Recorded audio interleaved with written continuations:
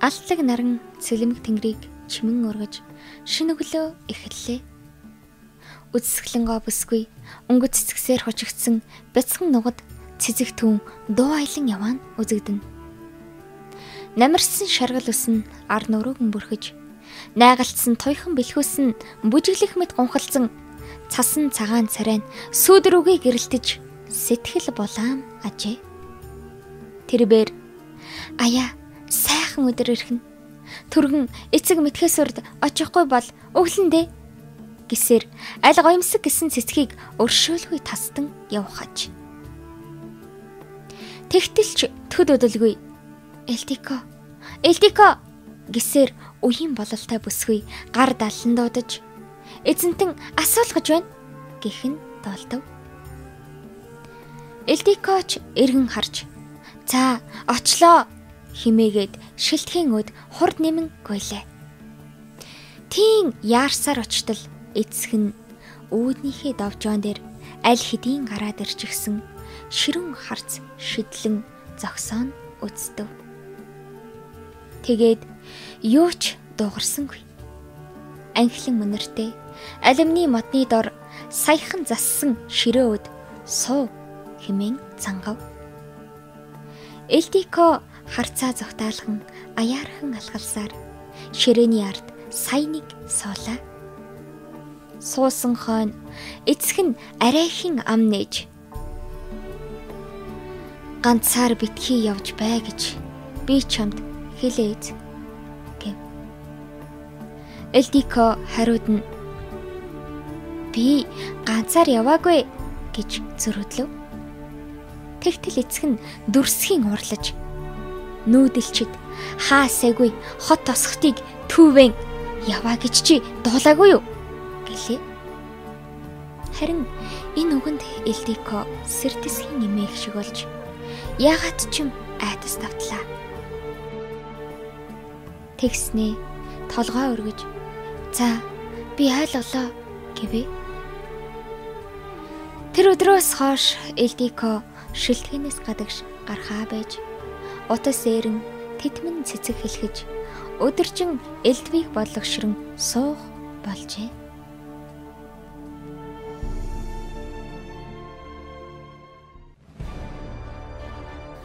Үүр дөнгөж манхайн цайж байлаа. Гэтэл чихт үжрэм дуу хадаж зарч шивчэд гүйлэж эхлэх нь сонсогдхон тэр. Элтико бүсгүй нойрмоглон өндийж айхас хийв. Төг цохлох зүрх нь яр зүгнэх мэт санагдах ажээ. Тийм байтал нэгэнтээ хаалга савагдан нэгдэж гүнчтэй гэсээр ойрын залуухан зарц бүсгүй гүн орж ирлээ. Тэрээр бошол зүгтай түргэл гүнч минь түргэл гин. Юу болов вэ гэж асуухын завдалгүй. Эцэгтэй нуус гарцаар зүгтаа гэж тушаасан. Нүүдэлчид атилахан орд хожид үздэггүй гэд хөөрхий бүсгүй үгээ таслан чичрэв. Харин Элтико аль хэдийн нөмргөөр бие халахлан ороож амжаад эцэг хизээ хойноос ирэх вэ гэв. Зарц бүсгүй ухаан алах нүгэлтэй цонхийн цааж эцэнтэн удахгүй гэсэ гэд урд нь гараад гүйчв.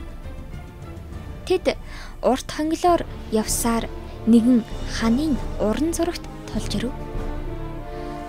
Зургийг сүхэн үзвээс нэгэн үүд харагдаг хагаад нээн орж нарийнхан гүлгэр чулуун шатаар ярамглан доош урууцгаалаа.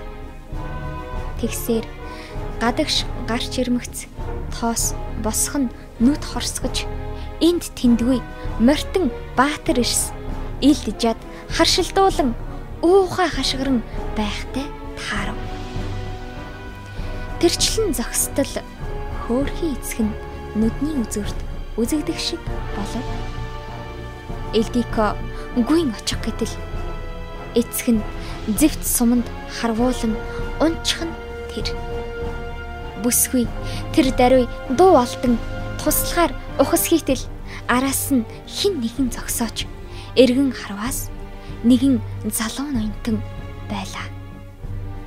Тэрээр эцэгтэй нэгэнт өнгөрсөн. Таныг нийслэл хүргэж өгье. Хааны ордонд тэнд аюулгүй гэв. Хичнээн эсэргүүцсэн ч малтрах гээд чадсангүй. Ухаан нь балартан Ildiko намсхийн онваа. Тэр өдрөөс хойш 3 жил өнгөрчээ. Ildiko бүсгүй Ромын хааны цэцэрлэгт хүндэтгэлийн зоог баринсан. Тун удалгүй Хүннү хаан Атилаан Бахатанд өргөмжлөхөөр түүнийг нүүдэлчдийн улсад хүргэж өгөх гэж байгаа билээ.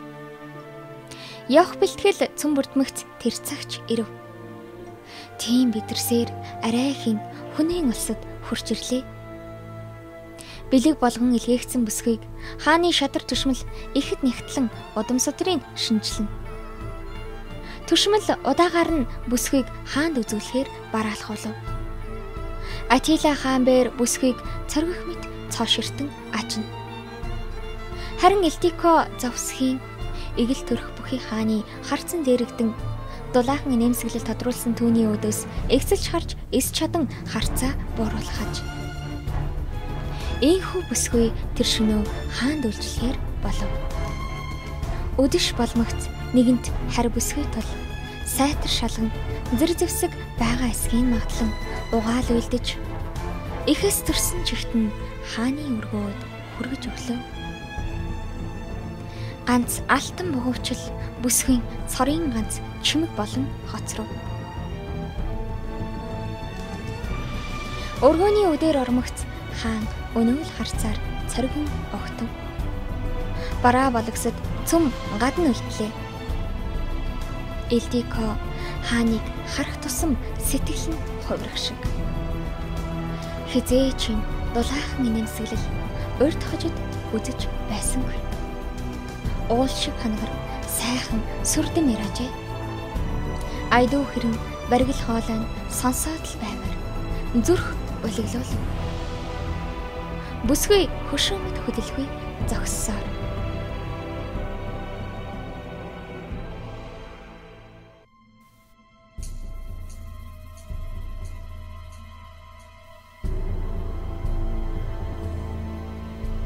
Тэгтэл үгүй. Өшөөг авах цаг ирсэн. Эцгийх чинь эд нарл хөнөөсөн. Гэх бодол аянга цохих мэт харван орж ирхэн тэр.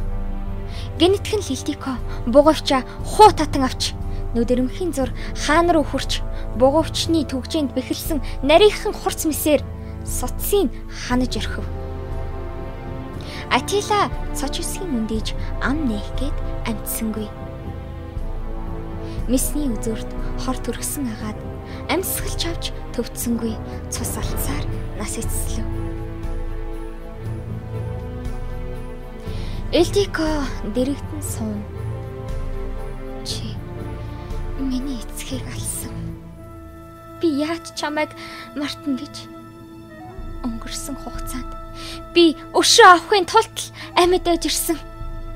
Амьсгал авах бүртээ чамайг үгүй болохыг мөрөөдөж өдийг хүрсэн. Гэтэл чи намайг яаж орхив? Үүнээс утсан бол би чамайг хороож чадахгүй байгалаа.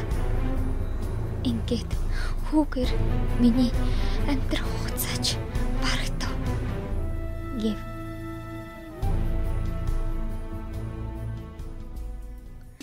Өглөөний нар мандлаа. Хааны ойрын багтшмал зөвшөөрөл ирсээр орж ирэв. Тэгснээ дороо зог тусан сөхрөн унлаа. Цус нэлэнх үед нь бүрхжээ. Ildiko төшмөдөөд амьгүй харцаар ширтэн сон. Хаантан химэн тэрбээр зүрх цөсөн хамаг байдгаараа хашгирав. Энэ чимээнэр би сахиулууд цөм гүйлдэн хурч ирлээ. Их ой гашуу тохиожээ. Үер мэд нөлмөс асгаран урслаа. Хідэн 10 сум хар бүсгүйг онилж харвах гэв.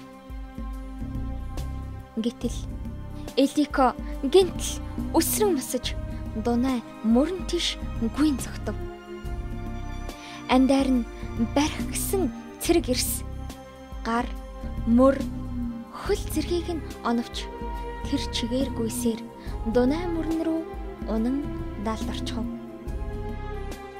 Хэсэг хугацаа өнгөрмөгц бүсгүй амьгүй бие нь мөрний урсгалд хөөгдөн байгаа нь үзэгдэв.